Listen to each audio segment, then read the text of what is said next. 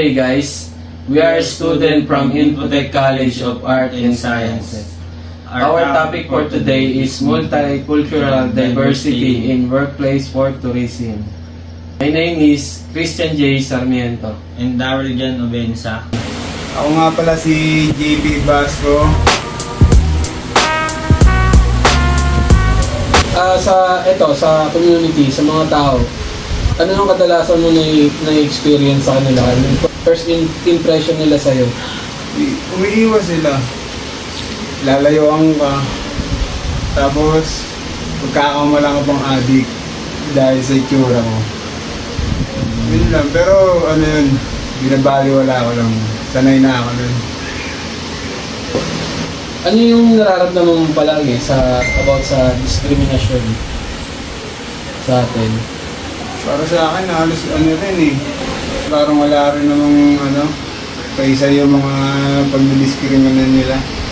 Wala rin talaga. Pati kasi, may mga taong mahilig sa tato, may mga taong ayaw rin talaga sa tato. Pero karamihan ngayon, mulat na sa tato industry. Kahit mapamatanda at bata. So JP, nung bata ka ba talagang gusto mo na magpatato o may iba ka pang gustong, alam mo yun, maging profesyon? Meron, kung hindi ako nagpatagtad ng tato, siguro ko chef na ako ngayon. So anong masasabi mo sa mga, alam mo yun, sa mga company or sa mga tao na nagdi-discriminate ng tato, nga lalo ngayon, sa panahon ngayon? Wala naman tayo magagawa dun eh. Kung sa trabaho bawal talaga. Wala na tayo magagawa dun. So ito P, ang question naman is, syempre alam naman natin na lumaki tayo sa conservative side ng mga Pilipino. At syempre, minomodernize na yun sa panahon ngayon. So, kung ihehilera ka or isasama ka sa isang grupo, paano kung conservative sila or paano ka makikitungo despite of your being uniqueness sa sarili mo? Siguro gagawin ko lang din kung ano yung meron talaga. Kung ano ako, hindi ko kailangan numelera sa kanila. Kasi para sa akin, okay na ako kung anong sitwasyon meron ako. Yun lang. Pag pinakitaan nila ako ng maganda, susuklihan ko lang din sila ng maganda. Kung ano yung trato nila sa akin, ayun lang din. Yun. Anong maipapayo mo sa batang ikaw? Sabi, aalisin natin lahat ng tattoo mo, tapos babalik tayo sa pagkabata mo. Anong masasabi mo sa batang ito? Para sa akin, masasabi ko lang, diyan ka na lang. Kasi mahirap na yung kaharapin mong pag dumating ka sa kasalukuyan eh. Ang hirap na. Lahat pagod, lahat magsasabay-sabay na. Kaya diyan ka na lang. So, hello guys. Good day. Pwede ko ba malaman kung ano yung course nyo ngayon? Ang course po namin ngayon is Hospitality Management po. So, hospitality management. So, ano ba kayo guys? Pinalaki ba kayong mayayaman? Kasi syempre, 'di ba, alam naman natin na yung hospitality management is parang medyo magastos na course. Ikaw da? Ako may times na kailangan kong maghanap ng pera para may pang sustento minsan. Tapos balik, kadalasan, airport ko na yung sumasagot. Ikaw naman, Christian. Yes, like Daryl said naman, may family na po ako, married na po ako. So, yung pinanggagastos ko po sa pag-aaral namin is galing po sa kayod ko po. Oh, so pares pala kayong working student. Ano sa tingin niyo yung struggles ng pagiging working student at the same time, ayun nga, magastos din and may sarili na pala kayong mga pamilya? So, Daryl, yung course na yan na napili nyo, is magastos yan, hospitality management. Pero, magaling kasi graduating na rin pala kayo. Pero curious ako, paano mo siya nairaos? Nairaraos ko siya kasi may natatanggap naman ako na suporta sa family ko, sa father ko, tsaka sa partner ko. Bali, ang ginagawa ko motivation yung baby ko. Para hindi ko maisipan na, nahirapan ako, hindi ko kaya. Iniisip ko yung ginagawa ko motivation yung family ko and baby ko na magpursige sa pag-aaral para at the time, makabawi. Ako naman yung makakabawi sa kanila. So, talagang mahalaga ang pamilya sa mga Pilipino talaga, no? So, going back naman sa being a graduating student. So, anong plano mo pagka-graduate? Hindi ko tinatanong na literal na plano pagkatapos talaga ng graduation. Pero anong plano mo after you graduate? Ang plano ko after ko graduate is nung mag-focus muna ako sa family ko and makahanap ng pansamantalang trabaho na makakapag-salba sa amin. Kasi gaya nga ng may pumapasok pa ako, syempre may maliit pa yung anak ko, hindi ko pa maiwan-iwan. Bali nakukulangan yung pagiging tatay ko sa kanya kasi nakahati sa school, minsan sa mga gawain ko din. Kaya ang plano ko after ko graduate, magtatrabaho muna ako, tapos gusto ko rin bumawi sa anak ko tsaka sa partner ko. So, ang ganda naman ng sagot mo. Balak mong bumawi sa baby mo especially.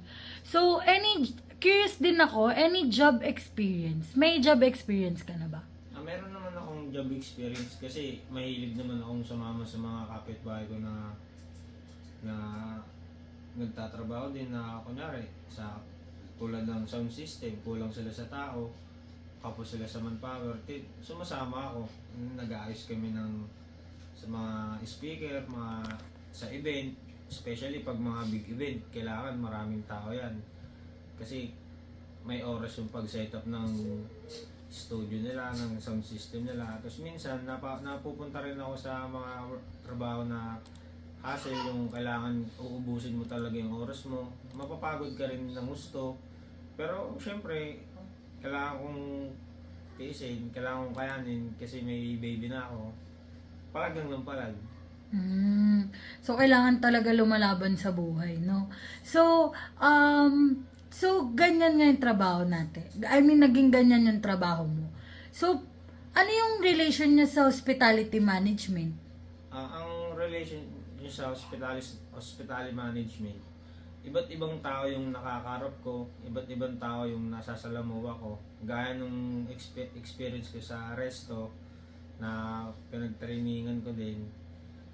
May isang customer kami na encounter ko na medyo maselan sa pagkain, maselan sa lamesa, sa spot ng naupuan niya. Medyo nagalit siya.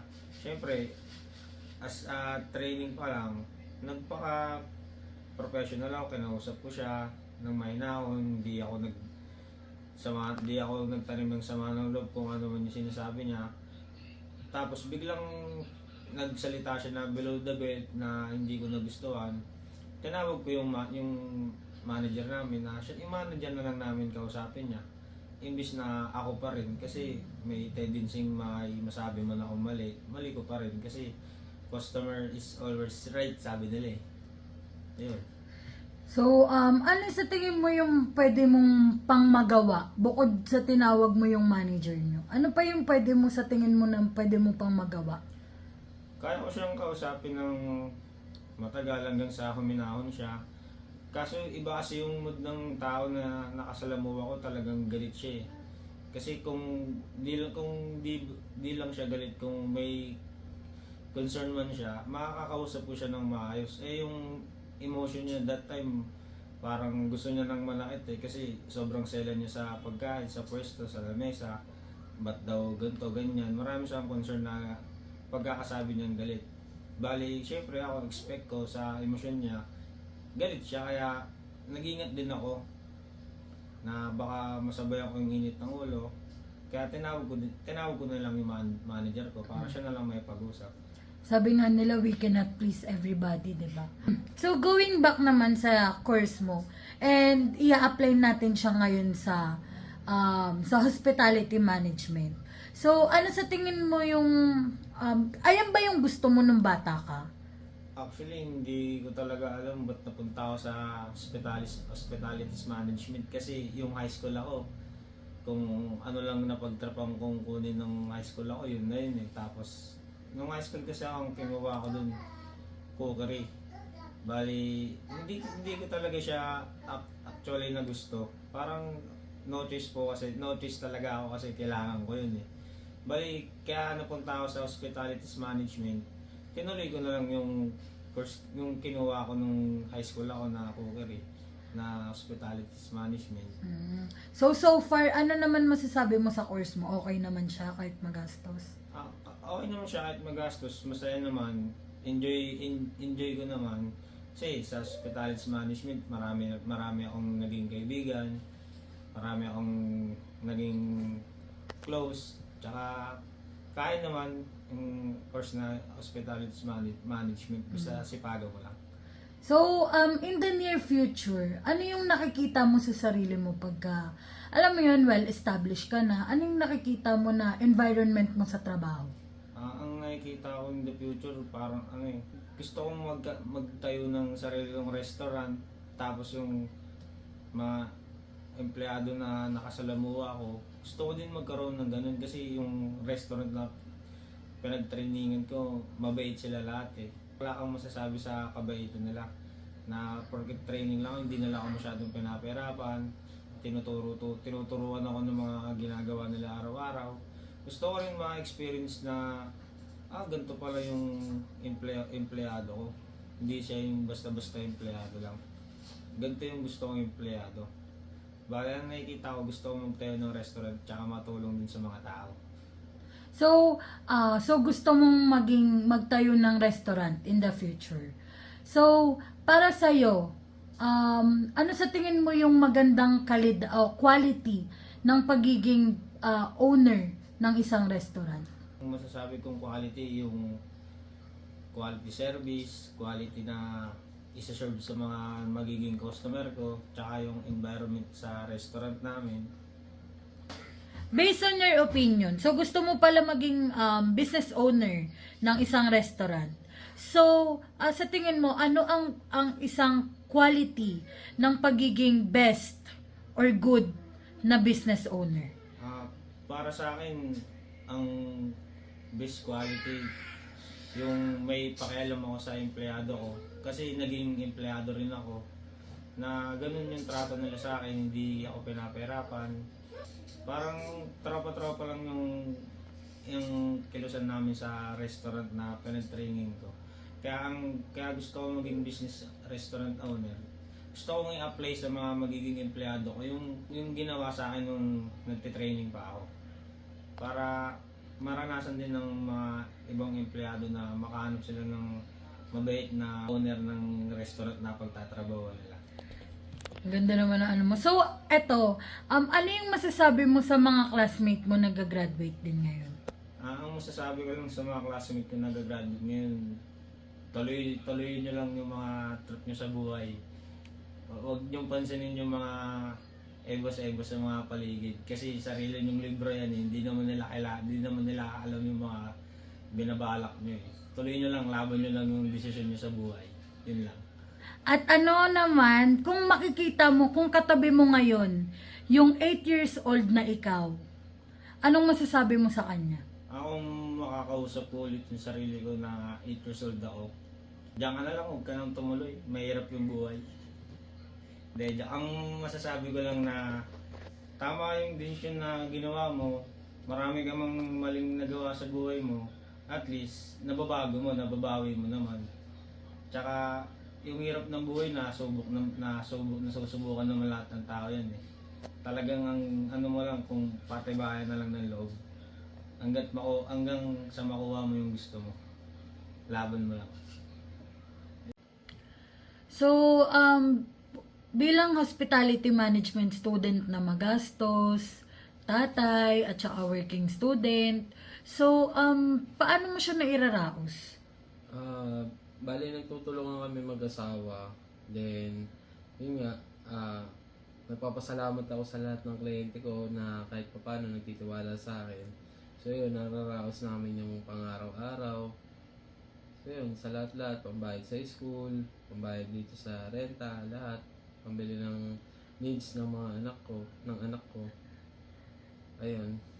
So pamilyado ka rin pala. So, ano naman ang plano mo pagka-graduate? Hindi ko sinabi na plano mo na pagka-graduate mo agad-agad. Pero, ano yung sa tingin mo na plano mo pagka-graduate mo?